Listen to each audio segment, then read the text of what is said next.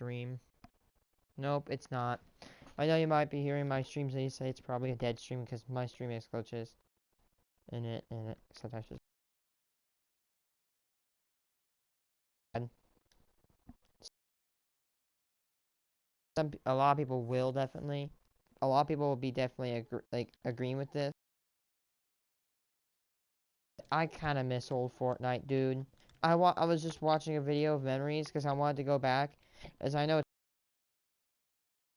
I hate ASMR, but I loved the cube's ambient sounds. Its awesome humming when it was on a rune. It was so loud and powerful and cool. Other people don't think they're me. I love them. They're cool. But what's it called? I can't find it, so I had to look on YouTube. So I looked around because I do know that in Fortnite Season 5, I was like a cube conspiracy theorist. I'm not 100% crediting my first, but I might have been one of the very first people to discover the runes. I'm not gonna be a cringy like little e-boy, but I bet you there's a few people that found it before me, but I was just looking under the cube. I'm sorry. I know the screen's gonna go black.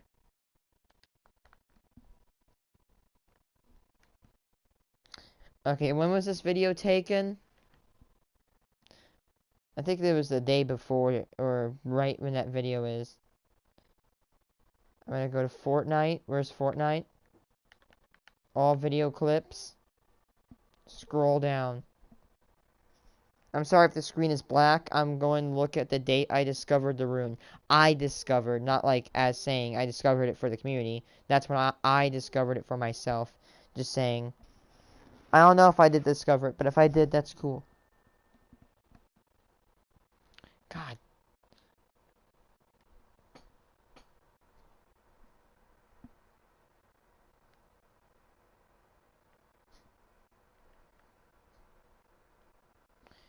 Where's that video? It's actually my latest, my August 28th, 2018.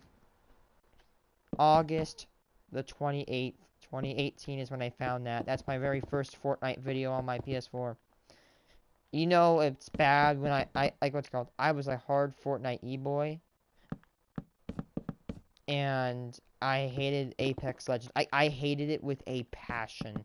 I did not like what's it called? Just how I hated it like Apex as much as I hated TikTok right now. I did not like Apex Legends. But I actually grew to what's it called? I grew to like it because it was the only option I had back then. Well, what's it called? Anyway, I think I might be quote unquote retiring from Apex Legends. I don't know. Maybe next year I could get back into it, but I just went back, and I was just an absolute clutch beast, but now I can't do anything. I think everybody's just sweaty now. I think I'm just calling it quits. The only Battle Royale I play now is COD Mobile, and you could say, oh, wow, you're kind of just like being like a loser. Well, COD Mobile has a garbage player base, not trying to be mean, but also a little bit mean. It does not have a good, well-skilled base. And you could say, well, you're trash for doing that. Well, I kind of am. But honestly, what's it called? In my defense, on Fortnite and Apex Legends, and on COD, it's just not fun. I want competition. Like, I don't, like, what, and people might be thinking, oh, well, Rayce, you just want to win every freaking day? Is that what you want to? No. Okay, I know I could say this for COD Mobile. Except for COD Mobile. I could, if I were to go in Apex and get wins every single day, that'd be boring. But if I put in enough work on Apex Legends, I can get one win per, say, maybe a day or every 3 days. Where if it was Fortnite, I'd get a win every week. It was harder for me to get a win in Fortnite than it was to get a win in Apex Legends. In Apex Legends, you know, your character had weaknesses. For example, Octane could probably be gassed by a caustic, but they can outrun everybody else. You know? I liked playing Octane. That was my favorite. People. I got like I think I almost got 2,000 kills, like 1,700 kills? with him. I know you guys. What I'm saying is, I don't want the competition to be dumbed down, but I want a challenge. I want a challenge, but I don't want to lose. Like, I will take, like, what's it called? With my, not flexing, not bragging, but my win to lose ratio was a 3.33, which, yeah, you can do better than me. There's a lot of people that can do better than that. But for me, oh, even though 1% is good, I had a 3.3 on Apex. That was, like, my thing. Apex was my game back then. And now it's not. I don't play it anymore. Fortnite was great until, well, sadly, I want to say, Playground was added.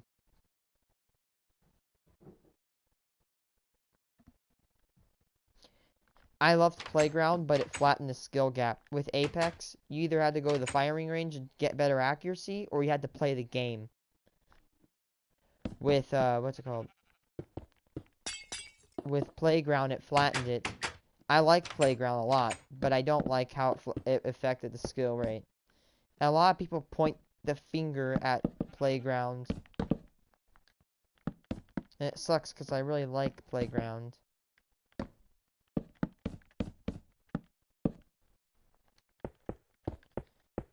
Like, I cannot take Fortnite anymore. On, like, Chapter 2, Season 2, I'm like, okay, I'm done. I'm not doing anything. I'm not doing this anymore. The last thing I remember doing, I think, was an AK, was I was messing around with the AK-47s because they were really powerful. Like, I went into, like, Rumble, like, and Team Rumble. I used to play a lot of Team Rumble. I didn't like playing squad games because, you know, I just get demolished all the time. So I played Team Rumble. And I hate when people are like, oh, you play Team Rumble, you're so bad. Like, okay, yeah, sure. I'm gonna accept that. You can 100% say I had a lower skill rate. But I want to play a game that's fun. I want to play a game that makes me happy. Not a game that causes endless torture and tears at my mentality. Like, right now, I'm not playing Fortnite right now because it is boring. It does not make me happy. It makes me absurdly angry. I don't like it. It is unhealthy for me to get so stressed out over a game. And unlike some other people, I'm not hinting to my friends. I'm not hitting you right, man. But unlike some other people that take games so seriously, when I get pissed, I quit. I just say, no, I'm not gonna endure pain anymore.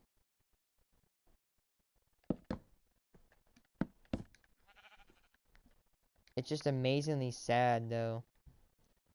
Like, in 2018, when I'd come home with, like, no homework or barely any, and I'd sit down, like, 60 minutes, and I'd get it done, and I'd hop on with my quote-unquote girlfriend. Yeah, I have some of a girlfriend. And then we would play, like, literally almost all night. We would not get any wins, but we still enjoyed the game. It was so fun. Everybody loved it. We logged off, and we had such a hell of a time. But now that's not happening anymore.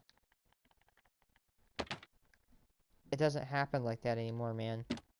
I want those days back. Me, my quote-unquote girlfriend, my cousin, and his friend.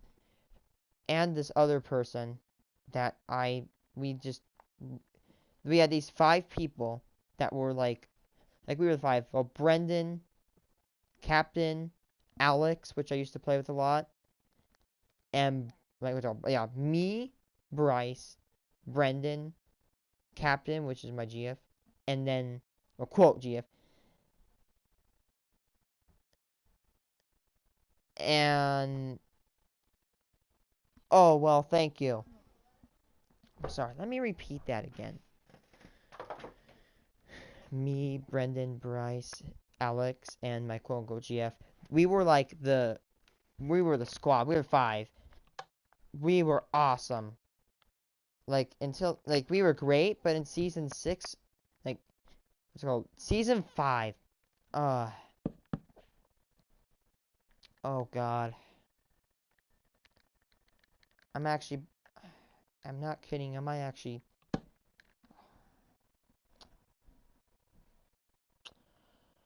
I don't really get this emotional.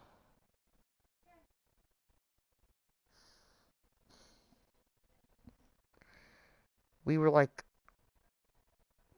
great. That's an actual tear. We were awesome. And like, nobody had homework. We jumped on Fortnite. And we had a lot of fun. We would never win any games. We'd win like 1 out of 1,000, but we had so much fun. We played so constantly. We never got bored. We played squads, team rumble, solid gold. We went all the modes. And even though we got no wins at all, it was so fun. It's just something about the game was just so damn fun.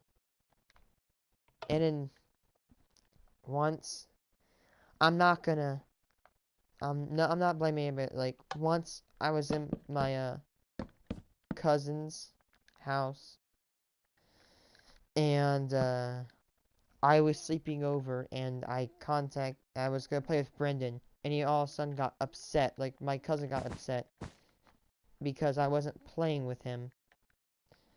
Which what's it called? I like that's over with now. I'm not like blaming him on anything. That's over. That was years ago. And I literally had to go. My mom sadly had to wake up at like noon to come get me. Luckily, we're neighbors. So she helped me pack up. Because I'm like, I'm not standing here anymore. But anyway, like.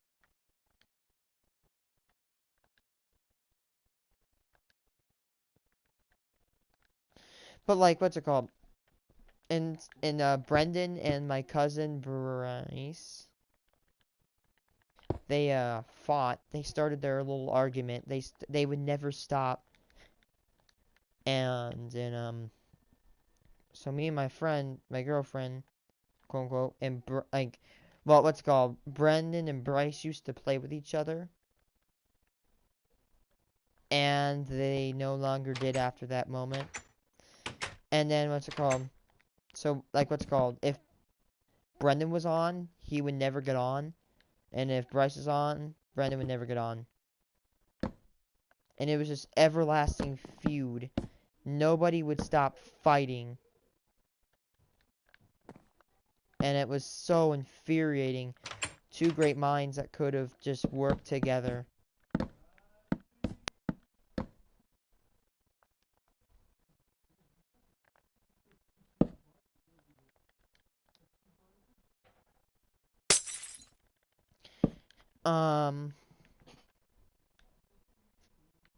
And I'm just saying, if like my quote unquote like GF hears this, I'm not like mad or irritated. But Alex would kind of start pairing up with Bryce, which is there's no problem. I'm not mad at that. Bryce and Alex were God, my freaking headset. But Bryce and Alex were originally friends. They were friends. Alex was over at his house, which is literally my neighbor's house. And we kind of met up, and we found out we both like playing video games like Minecraft, Ark, Survival Evolved, and Fortnite. So he's like, homie, you want to like, you know, be friends? I'm like, sure, cool, bet. And that's the beginning of one of the best friendships ever. So, Alex, if you know him, he would go on to play Ark. If you watch, if you were to look through my database of videos, there's a ton of them. Like half of them are with Alex in them. We had we were nerds, okay? We were geeks. Oh, look, dinosaurs? We would geek over them so hard. Nerf guns, video games, dinos, like you name it. We were nerds. We were geeks. What? Oh, thank you. Sorry. Anyway, we had some of the best friendships ever. Well, sadly, one day Alex bricked his PS4 and it went into something called safe mode. I'm not going to elaborate what that is because I don't know what safe mode is, but it's basically it protects your console, but it also bricks it at the same time. So that ended, and he actually switched to PC. No shaming. He switched to PC, and Bryce also switched to PC. I'm not shaming them for that. They can do whatever they want. I'm not going to be a psychopath and, like, say, oh, you guys are losers because you never play with me anymore. But that's their choice, and I'm not going to argue on that. But anyway, they basically switched PC, and my GF basically started playing with Brendan. And, well, I'm not the person that if, oh, my girlfriend is, quote, taken. I'm sorry if you know your name is, I'm not gonna leak it because she likes to remain private. I refer to her as Captain because that's her name, her online alias. But, I'm not gonna be salty about it.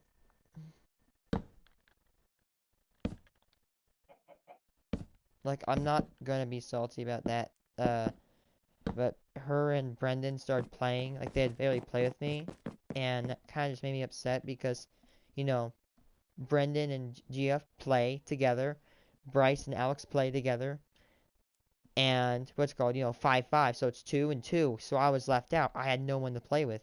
Well, Alex, he joined Fallout 76, and he was getting killed by somebody, and they were nice enough to give the loot back, and that's when Alex met somebody that you guys are probably familiar with right now, which is Official King and Bacon Boy, also known as Max and Gabe. Honestly, like, what's it called? So, little miniature story about that. Me and Max, Gabe, and, like, what's it called? Max, Gabe, and I, Max and I and Gabe and I, we hated each other. We would always fight and argue. Yeah, that's right. Two good friends used to frickin' argue and complain. Well, what's it called? Like, I once got the last kill in Apex Legends, and he complained about me stealing the kill, unquote. And I got a no-scope, which that's what he would do. He never does that anymore a lot. He used to do that. But, one day, we noticed that Alex would never go online. He's not been on his PlayStation in over, I want to say, actually probably like 1.5 years. He's never gotten his PlayStation on. I actually contacted him, like, dude, what's been going on? He's like, my PlayStation is bricked. I'm like, you're serious? So, he's not gonna be playing PlayStation probably anymore. And I think by then, like, I'm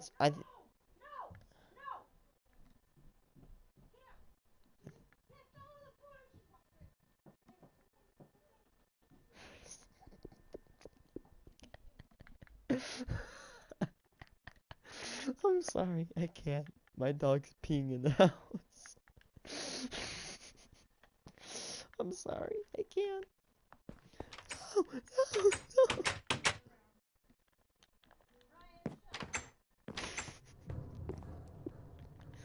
I can't, I'm sorry.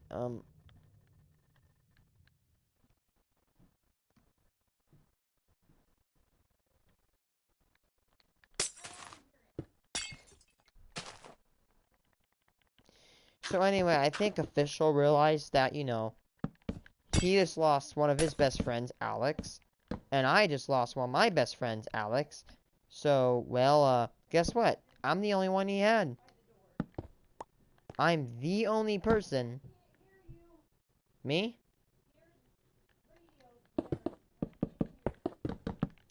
So I think we kind of realized that, hey, we just lost, well, our friend just lost access to PlayStation for years. We're screwed. what are we gonna do now? So I think we just gotta, we just kind of accepted, hey, he's never coming back, and we started kind of becoming friends, and now we are just complete friends. Imagine that, two people that we both hated each other's guts, and now we realize, hey, our best friend is gone. We are the only ones that are going to be able to, help. Like, we're the only ones that we have. That's literally how my, quote, like, that's my, video gaming career / life in a nutshell. I miss it, man. When I used to come home to a nice hamburger, I could actually taste. I'm slowly getting my taste back. I want to say, it's like right now. I think my taste will be back before, like, March. It could be gone for that long.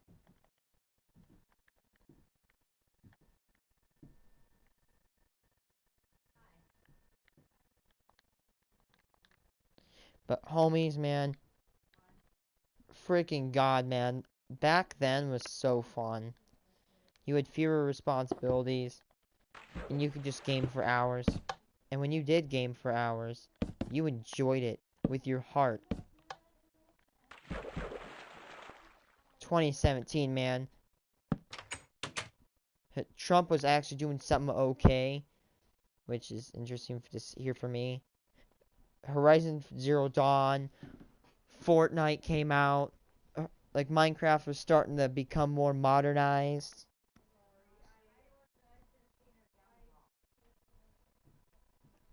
Damn.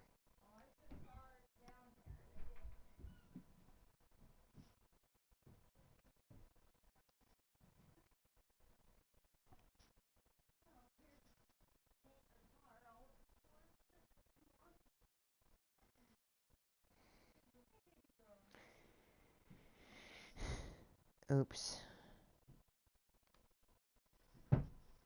Oh yes, I'm gonna react to the Behind Dreams mask. It just came out actually came out just a few hours ago. Oh shit.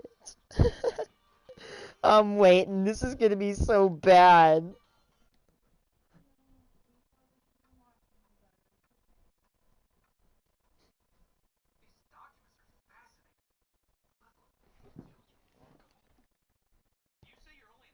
Wait, that's my headphones? What exactly got you into the field? I found my love of insects through my son. Well, your research has been all the rage at the university. People won't stop talking about it. And I'll be honest, I think a lot of people were jealous that you reached out to me for help with your studies. Not too often an entomologist gets a house call. I'm a good father. I love my I'm taking a break to react to this. But after that night, his body was just lifeless. I don't know how it happened. His body just began to decay. No. He wouldn't leave his bed. I would peek into his room and try joking around with him and say, "Why are you so sad, kid?" Like I used to. But by that point, he wasn't responding. His body was still decaying. Oh God. They don't tell you about No. much when the process is happening.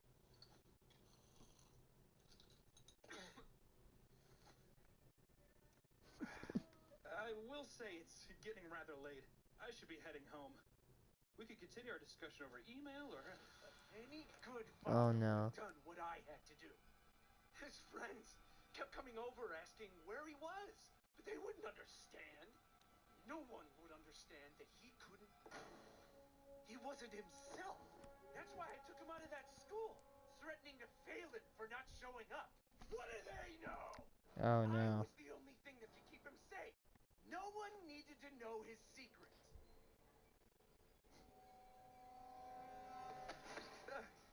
Imagine you lost your childhood to some kind of fluke, some accident.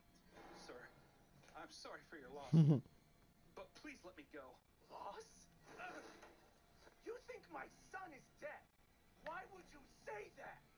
You think I killed my son, don't you? I'm the only person that can protect him. No, I never said such a thing. You're just not thinking straight. This is so dark. And I won't tell anyone about this. I had to become my son because he was transforming. You see?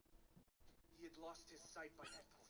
Oh God. Run hands in front of his eyes to no avail. Medication didn't seem to help. Normal pills. Longer and longer. They were just trying to give him What the hell? But that's not what my son is. He's the farthest thing from normal. He wanted to play his favorite video game, but couldn't. His hands were mangled, practically What? non-existent. Let me leave, fucking psycho! Sorry. And I got good. I got so good. We would upload YouTube videos. Before you knew it, we had fans. People loved our videos. I would play with his friends, and I could see fragments of my Oh my God. We were becoming a family again. This is so weird. So cruel to me and my son. They would say so many hurtful things and accuse me of everything. The very fan base we built was turning on us, you see? You need help. I know. That's why I called you. The pressure and the hate from all of these people. It got to him. He started to isolate himself again. Last time I was able to see my son. She's literally a giant beanie. Maybe you can help me figure out when I'll see my son again. You're sick. Did you just die?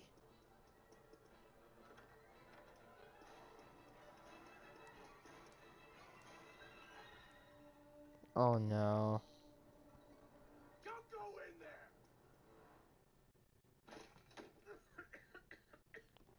Oh God, the smell. Where's the light?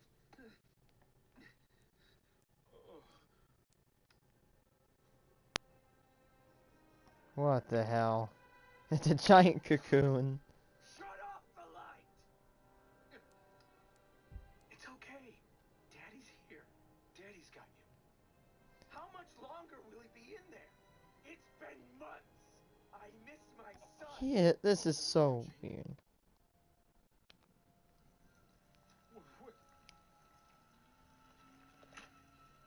Oh God.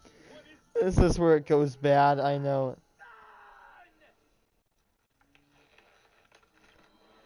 What the That is so weird. That is unholy. Oh God, it's literally a deformed Mothman.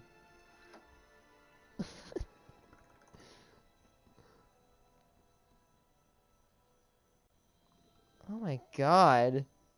That's that's actually unholy.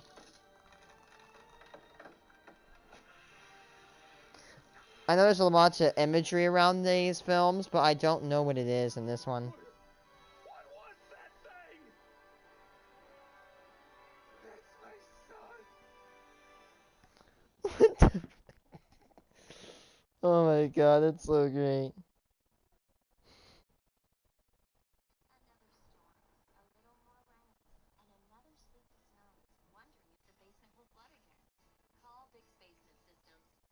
Don't spend another stormy night worrying about a wet basement. Oh my God, that is so weird. The more we do with our phones, the more network quality and reliability matter. And only Verizon's been the most awarded for network quality 27 times in a row. That means the best experience with calls, texts, and data usage of any major carrier, according to customers. There's only one best network. The only one ranked number one. 5G right. Watching the most disliked. Oh my God, it's John Tron. The dude that says, "What? What the F?" That guy, man. Oh, yes.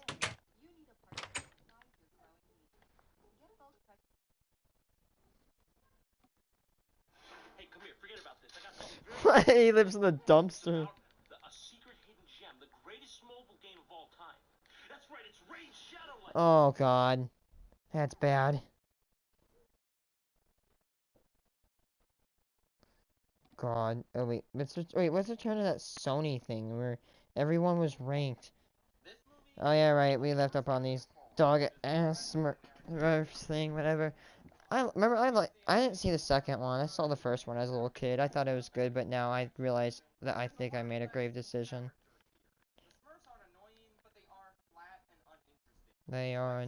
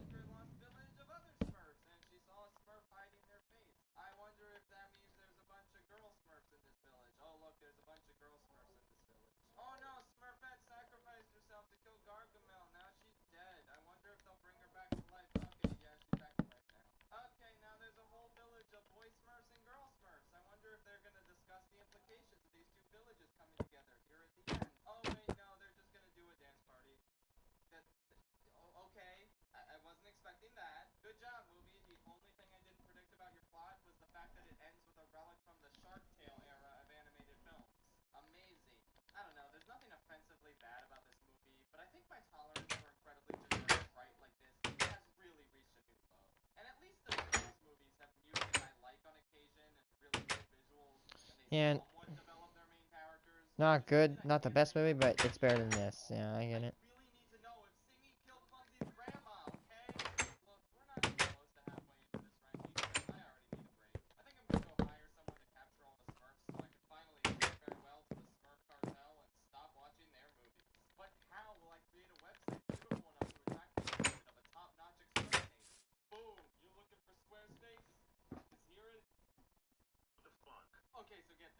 Wait, what is it?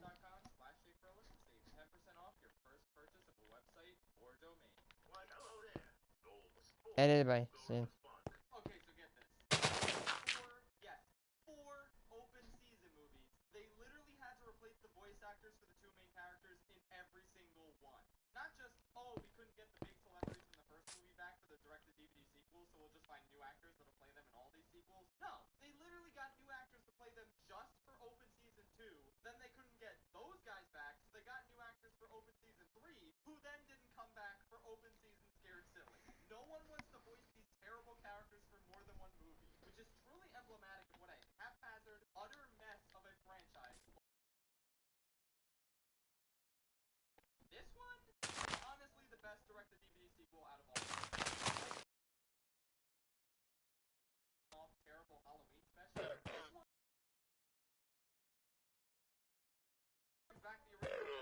Thank you!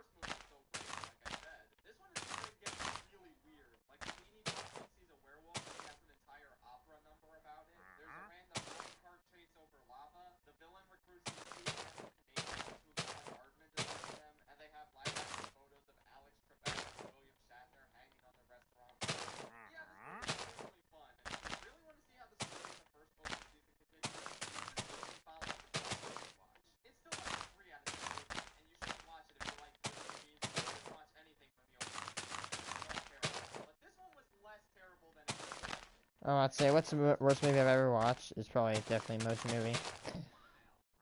The least, what the movie and least animated digital quality was definitely 9 the movie. Not that it was a bad movie, but it was not as good as making textures. The textures were really blank, but you can't blame them because it was 2009 when they made the movie. It is a pretty old movie. It is aged pretty great. I'm not gonna what 9 is like it's got like a 60-70%, but if you watch it, it's great. I'm like, Alex, you should watch this movie. I recommended it to him and he loved it. Him and his grandma watched it and they liked it. It's got a lot of lore in it. I won't spoil it. It's a good movie. 17. Open season is a movie where it's a season and they open it up. I don't really know what to say about this movie. It's the most generic possible thing you could put out as your studio's first feature film. Taking a big pumpy guy and annoying sidekick shtick that started with Shrek and putting it in the woods. Wow, amazing, how innovative.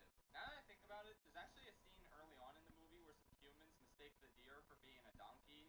So yeah, they knew exactly what they were doing.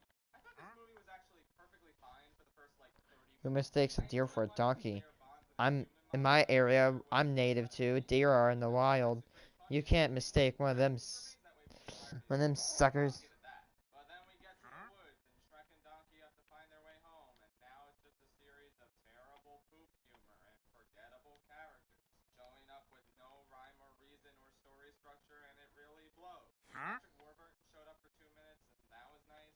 And again, the villain was actually pretty solid. But for the most part, I really checked out with this movie. It's nothing special at all. The donkey character is literally responsible for all of the movie's problems, and he contributes nothing. During the big emotional blowout where the main characters part ways, because of course that's in this movie, I was actually pretty satisfied. Like, yeah, Manny had every right to abandon Sid here. Good for him. But then he comes back for no reason, and he helps all the fairy tale creatures, even though they're all really unlikable and annoying, and then the movie's over. It was just mediocre. A breath of fresh air compared to most of the other movies I watched before. That's where I'm at now.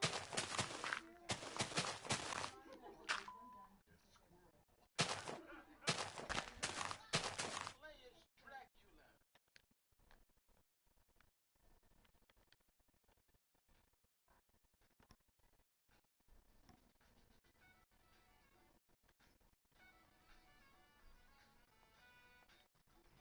Oh. Explore over 3 levels. Hotel Transylvania 3, Summer Vacation. I'm about to say, if it's the first one, it's This been. movie, the Summer second Vacation was my least favorite. Where's the funny? Actually, that's a good summation of this movie. It's not funny. Not funny. I had some laughs in the first two, but this one is just so tired and predictable and rehacky. Oh no, Dracula's in love with the human lady who works for her evil great-grandfather who tried to hunt him down, but now they're in love. So she'll obviously turn good in the end and save him. Okay, there was a singing kraken that reminded me of Tamatoa, so I kinda liked that. And the characters in this franchise aren't horrible, so good for them. This is a much better franchise than Open Season, but like, that's not really a compliment. Dude, what can I even say at this point? I feel so empty. Like I said, this is the hardest video I've ever had to a summer vacation of my own. Even though it's currently December, but whatever, who cares? Just let me die. Okay, so Goosebumps 2 Haunted Halloween is a standalone sequel with new characters that I enjoyed the first one better. brought to the big screen. Rather than being a meta interpretation of Goosebumps like the first one was, this one has Ken Jeong and he does nothing. Jack Black's only in this one for 5 minutes and he also does nothing.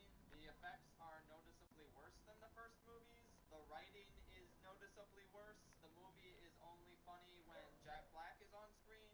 These kids think they can kill Slappy by locking him in a box and then throwing that box in a river, because I guess they forgot that he can teleport, and then he just teleports on top of their car 2 minutes later, because yeah, how did they not expect that? One of them suggests burning Slappy, and then they say, no, let's not do that, let's just throw him in a box, he's definitely dead for good. Oops, he's not dead now. They play Rocket League with Slappy, and he brings some Street Fighter toys to life, and then one of the kids talks about how awesome Bitcoin is. You know Bitcoins are cryptocurrency, right? It's not real coins, it's virtual coins. It's actually really, really cool. It starts with a process called mining. Yeah, that's real. That happens. That is the summary of everything I've noted in this movie. It's whatever. I don't care about it. Moving on. Hotel Transylvania. I remember this movie first one's not bad. I mean, it's cool. Yeah, I think that's a fair assessment. I mean, I grew up on this one, not the other ones. Father and the lion keeps saying safe tropes. And the first 10 minutes of this movie absolutely do not leave a good impression. They basically front-loaded all the lowest common denominator fart humor into the opening, but it gets better, thankfully. There are some occasional moments late in the film that are good in a vacuum, but kinda come out of nowhere and feel a bit forced within the narrative. Like, the characters are doing all sorts of wacky shenanigans, and then Dracula suddenly says, haha, Jonathan, you are going to endure all the trauma I endured after my wife was murdered. Like, what? That's kind of a attempted dramatic moment. And there's also a few jokes I like. I enjoy the characters. It is kind of sweet to see Mavis and Johnny come together. Adam Sandler Dracula is fine. He's basically just a discount version of Steve Carell as Gru, but he's still totally acceptable. Honestly, compared to the usual Sony schlock, this is a perfectly inoffensive and harmless film. Nothing special, but nothing horrendous, thankfully. Oh, come on, just give it a try. All right, maybe just a little. You're fucking rude, man. Never touch my balls, will you? God. Bye, Felicia. I am shocked Bye. and pleased to report that I actually had a lot of fun with Peter Rabbit. I think Donald Never watched this. I can't give a fair review on it. and I really enjoyed watching his attempts to take down the villain, this borderline terrorist rabbit played by James Corden. I'm not even exaggerating, by the way. The movie is literally structured as a Donald Gleason disco-like protagonist who starts out hilarious and become a better person as he gets old. Meanwhile, Peter Rabbit is a goddamn sociopath, and thus, I think casting James Corden in this role was an excellent idea. Would the movie be better if it had a real actor in this role?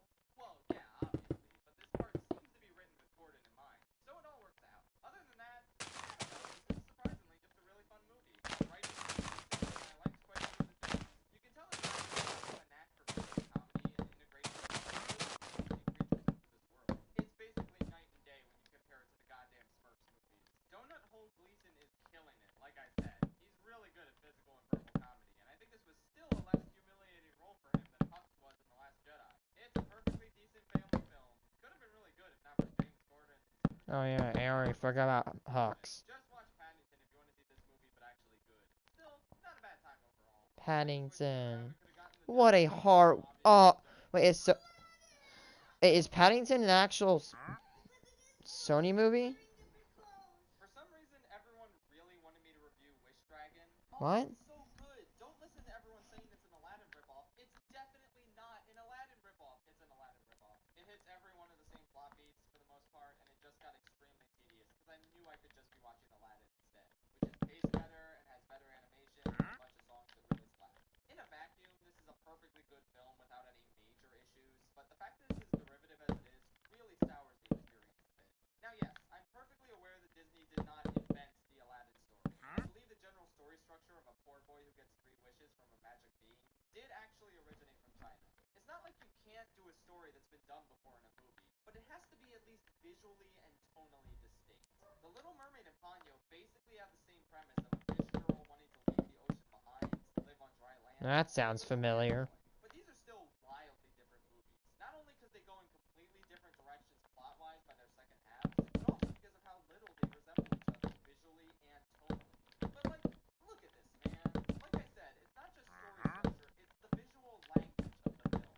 The dragon zips around and talks fast, just like the genie did. There's so many shots in this movie that just feel like direct Aladdin parallels. Doing a similar story structure is fine, but tonally, this just feels way too identical. But you know what?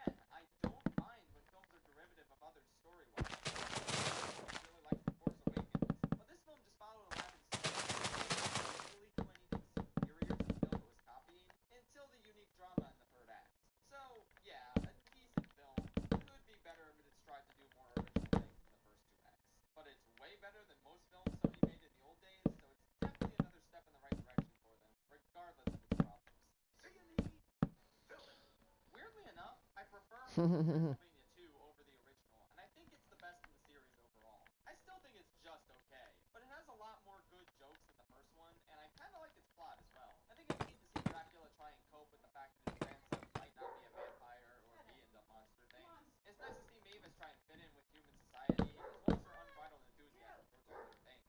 And the addition of Mel Brooks as Dracula's human-hating father was a delightful touch. Oh, it sounds like. And I guess I wish it didn't so easily. Sounds like. What's it called? But honestly, God, I can't remember what that guy's name is. this movie doesn't really matter, and it's more of an excuse to vibe with these characters. And again, I kind of enjoy them. They're not amazing, but they're kind of fun, and they're especially funny in this one compared to the other movies. And like, that's about it, I guess. It's Hotel Transylvania 2. I mean, what else is it say? Moving on. Kinda bug and kinda snack. Try to catch them in your trap. Bug Snacks the movie, ladies and gentlemen.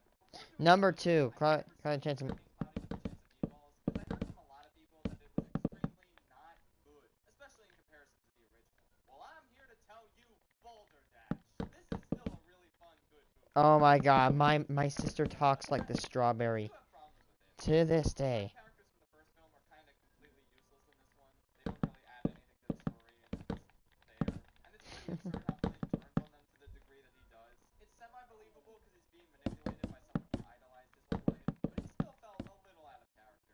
And yeah, the movie is not nearly as funny as the first one, and it also lacks the emotional core that the first film had. You can definitely feel the loss of Florida Miller in the screenplay department. But I still think the direction is solid, and the overall animation is really strong. This movie presents I love the way it's in. food-filled wonderland. I loved that too. Supply of creativity. That was so creative. I was never bored. I always wanted to see what crazy food he served or what wacky Same here. turn next. The villain has So damn creative. arc where he betrays the heroes, but it works because the movie lets us know he's evil at the start, and the characters in this movie pick up on it pretty quickly. Except for Flynn, but that makes sense because he's blinded by his hero worship. And honestly, the villain is just super fun, better than the mayor in the original. But definitely better than the mayor. The mayor was just a fat bastard. But it ended up winning me over. He's just a blast to watch. I like the scene where Flynn's dad teaches the pickles how to fish. That was very wholesome. And yeah, if you love the first one and haven't checked it out yet, that'll live up to the first one. It's pretty good, and I immediately started playing Bug Snacks again after it was over. Bug Snacks is a beat, okay? You guys have no idea. Pardon me, are you having... Sir, I already reviewed Devo a couple months back, so I'll keep this brief. I think it's sweet and enjoyable. Never seen this. Can't give a. It's got a super strong beginning and ending with kind of a ho-hum forgettable middle. Like, I completely forgot these birds were in the movie, and they definitely spend way too much time in this swamp in general. I still don't like Lin-Manuel Miranda's voice in this, and I don't think that Kinkajou should have talked at all. See, look at that. Character development. I know Bevo isn't a monkey anymore. I did it, guys. The songs are perfectly decent, except for that one terrible one the girl sings. There's a couple really good recurring jokes that I wish recurred and got built on a little more. Like the Girl Scouts shaming this one guy for doing bad stuff to the environment, or this bus driver that everyone applauds for whenever he does anything. I like these jokes, but both of them only come up twice, and they could have gone further. I'm probably just rambling at this point. I said basically everything that needs to be said about this movie already. It's good. Yeah, I know people don't like the logs, but I like to be consistent. I'm honestly really shocked. Goosebumps wasn't bad. I liked it. It's really nice. I personally have some of the books. Don't have all of them, but I have. Detective Pikachu. It's another movie from Mr. Sharktail director that I'm surprised I enjoyed. I mean, I did grow up reading Goosebumps books, but not many of those stories actually factor into the plot of this movie. This is more of a meta take on the existence of the Goosebumps books themselves, where some kids find the stories that Goosebumps author R.L. Stine wrote, and they end up coming to life. So they have to team up with Stine himself, played by Jack Black. And yeah, he's obviously the best. It's funny when he literally takes a kid's phone, throws it out the window, and destroys it. Just has a lot of shockingly good jokes. I laughed at numerous occasions, not just the Jack Black scenes. surround sound. I didn't know being an audiophile was a crime. And there's none of that low Audiophile. I don't remember Oh, that's actually a good one. Damn. dramatic stuff that isn't That got me. but isn't really annoying. Just kind of there. Overall, a solid, spooky, well-paced, fun time. The difference between this and the live-action Smurf movies is astounding. This feels like it has a lot of passion behind it, and everyone making it is having fun. Those feel like a colonoscopy. It's truly admirable how the animation looked at those movies and said, what if we made another animation live-action hybrid based on a beloved nostalgic franchise, but didn't make it terrible this time?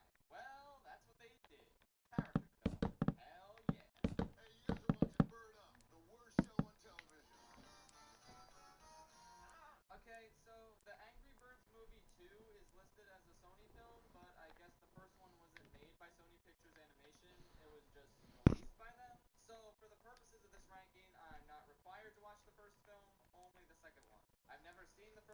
Birds film before, but that's okay because I heard it was really bad anyway. And I enjoyed you it. guys are ready to hear I'm this, yelling. but the Angry Birds movie 2 is a really good, fun, entertaining movie. It's so interesting to see the pigs and the birds work together. Flair for zany humor really came through in this movie. There's a ton of genuinely funny visual gags, plus the actual jokes they wrote are mostly pretty strong. I actually laughed quite a bit during this movie. It just kept the wacky adventure. Oh, the bathroom scene. That's so good. Third act of this movie. And while I can excuse most hip trend things like dabbing, I absolutely must draw the line at Baby Shark, which had absolutely no business being in this film. No kidding. It's got quite a few pointless characters as well, plus the main character is pretty obnoxiously arrogant for a good portion of the film. It feels like his only motivation is wanting to be loved by everyone rather than saving their lives. That's not likable, boo! But overall, I'm just shocked at how funny this movie is. And I feel like more people will be talking about it if it was anything other than a sequel to the Angry Birds movie. It doesn't even really resemble the games anymore. You can just view it as a heist movie in a universe filled with birds and pigs. Because that's all it really is. Its relationship to the actual game is extremely tenuous here. And while that means it's not exactly a good video game adaptation, it is nonetheless a good movie that happens to be adapted from a video game. And I'm tired of pretending it's not. This is leaps and bounds ahead of Sony's usual output, and I would highly recommend checking it out. You don't even need to watch the first movie to enjoy it. I certainly didn't. It's pretty good, even if I did have to take off points for Baby Shark. Surfing on this sand here. Surfing in surf. Damn. I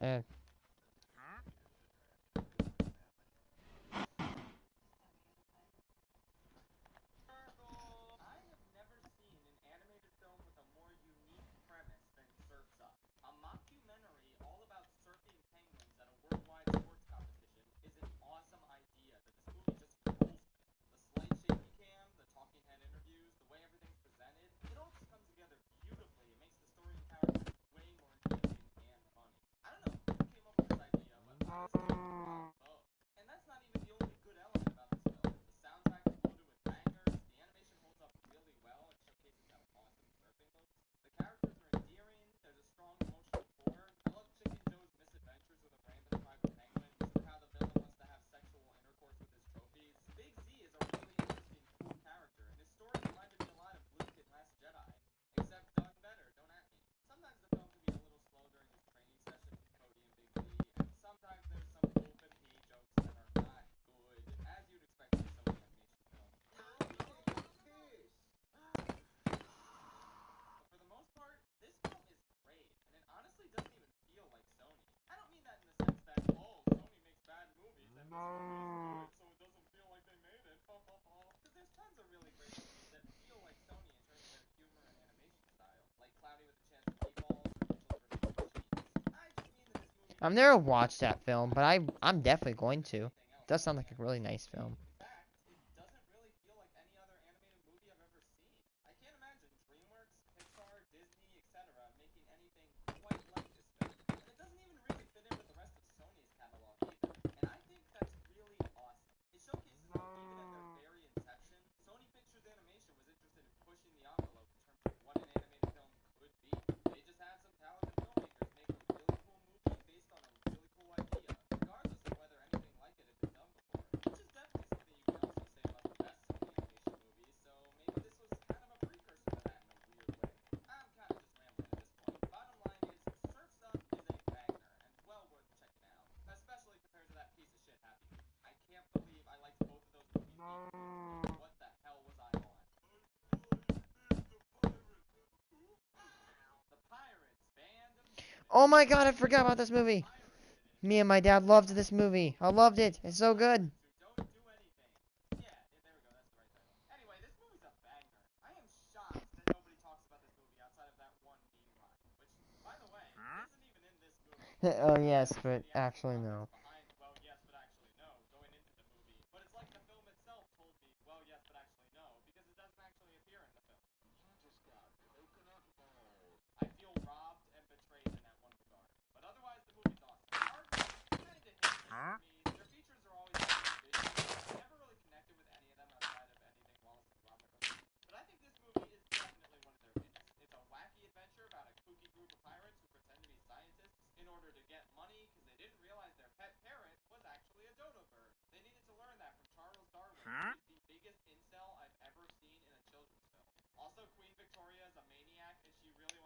for reasons I won't spoil. I really love how unconventional and wacky this movie's plot is, and the same applies to the characters as well. I love the fact that they don't have any actual names. They're just Pirate Captain and Pirate with a Scarf and Surprisingly Curvaceous Pirate, which is also so funny. I love that one of these pirates is very obviously a woman in disguise, and yet that never actually gets addressed within the plot.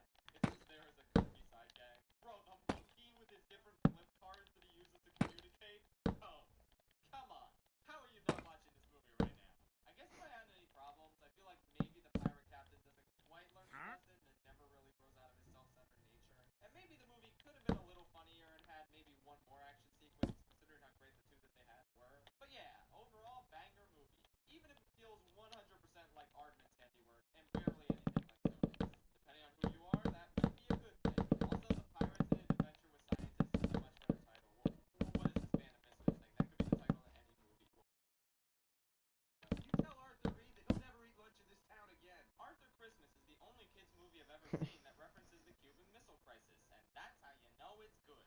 This might just be my favorite Aardman film out of all of them. The references to the Cuban Missile Crisis? And heartwarming take on Santa Claus lore.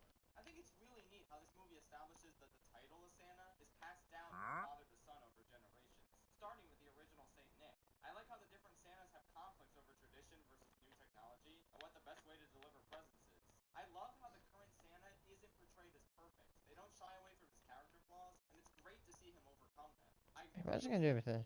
Really love how the brother in this movie seems poised to be a twist villain who wants to forcibly take control of Santa for himself. And then he isn't that. He's just a real person with a real internal conflict who goes through a character arc and realizes he doesn't deserve the title he aspired to get for so long as much as Arthur does. Wait a minute, that's literally just what I said Prince Charming's arc should have been in Shrek the Third. They're both named Arthur. What? What? Huh. Wow. I guess Aardman do what DreamWorks don't. Ironic. Overall, this is a really strong, touching, clever holiday film. It's got good emotional moments, well-realized characters with strong arcs, a pretty good animation style is very distinct from Aardman's other works, and a ton of incredibly strong jokes that really caught me off guard. Not every joke in this lands, but the ones that do really land. This is a great underrated movie that you should definitely check out this holiday season. I enjoyed this one. What are you really gonna get out of a 37-minute watch of Rudolph when you got gems like this going completely unnoticed? Check it out, baby.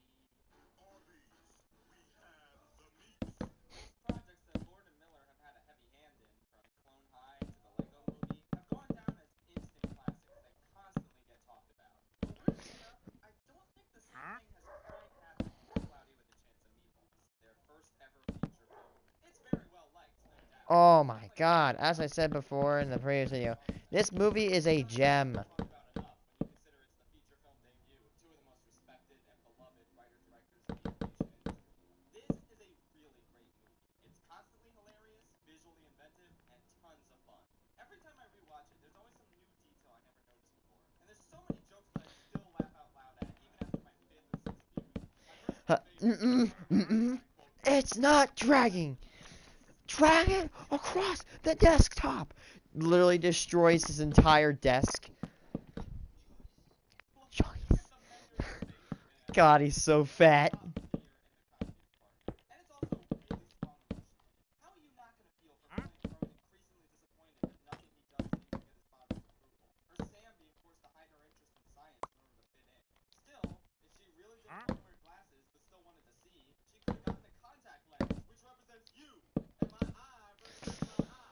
Yes. My dad can do his voice like to a T. My dad is really good for making voices for some reason. I'm not. I don't really like Steve. He kind of seems like a byproduct of random XD 2009 humor, and that's the only thing that really dates this movie. I really like Vince for the most part, but there were a few moments where he acted a bit douchey, especially towards Sam, and that was weird. And I could complain about the character design being not the best, but then again, look at Clint's father. Look at him. This is peak. In actually some really strange ways, Tim is often referred to as, well, Massimo from Luca 2021 is actually referred to as Tim. Look at he's you can't see? Actually, if you actually search it up, Massimo versus Tim. This is so funny.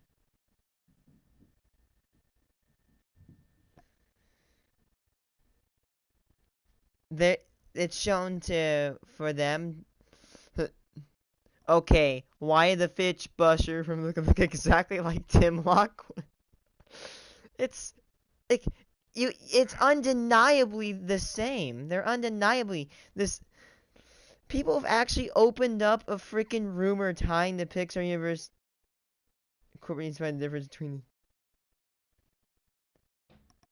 It's actually exploded. People are actually just so hyped. I'm gonna get a picture side by side. It's so. It's this. It's It's funny.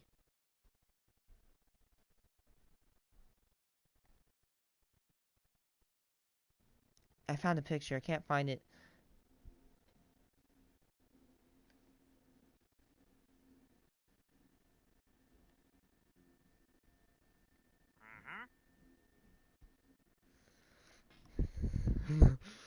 Literally, they're practically the same people. One just has a bigger chin, and one has a bigger nose, like a Minecraft nose, a villager nose. I just realized that he actually has a villager nose. That's actually funny. Effing Christ. And their eyebrow raises the exact same way. It's damning.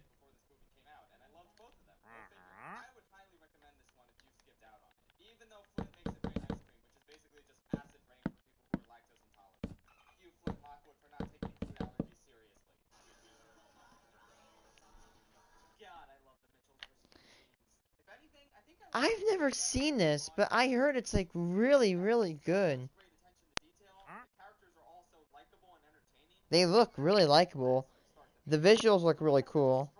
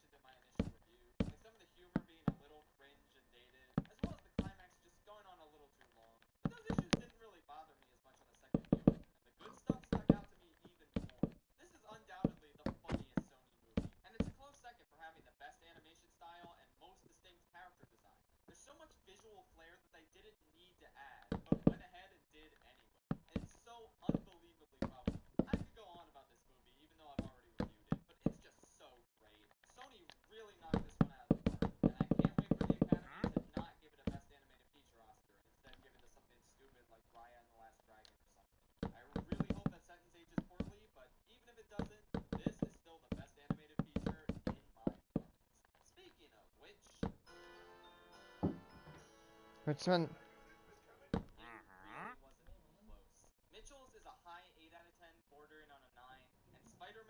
I'm not surprised. I've heard this one is an extremely great film.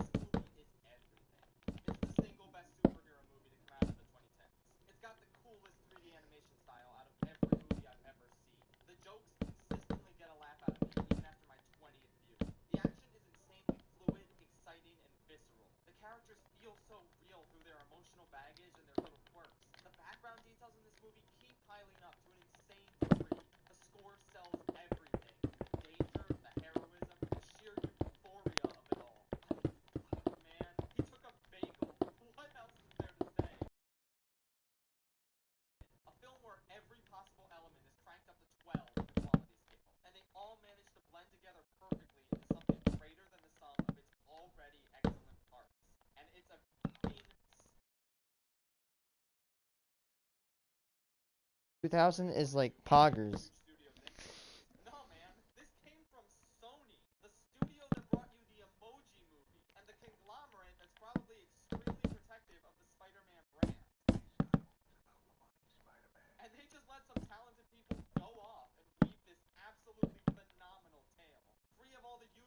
tropes and trappings that bog Sony's other films down. It all just seems way too good to be true, and yet here it is, an instant classic that we're still going to be talking about 50 years from now. The undisputed magnum opus of Sony Pictures Animation.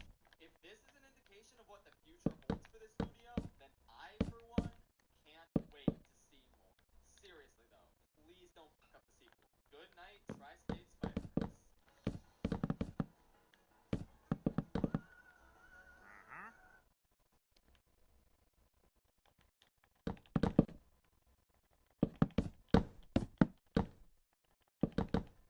I'm gonna take a break now.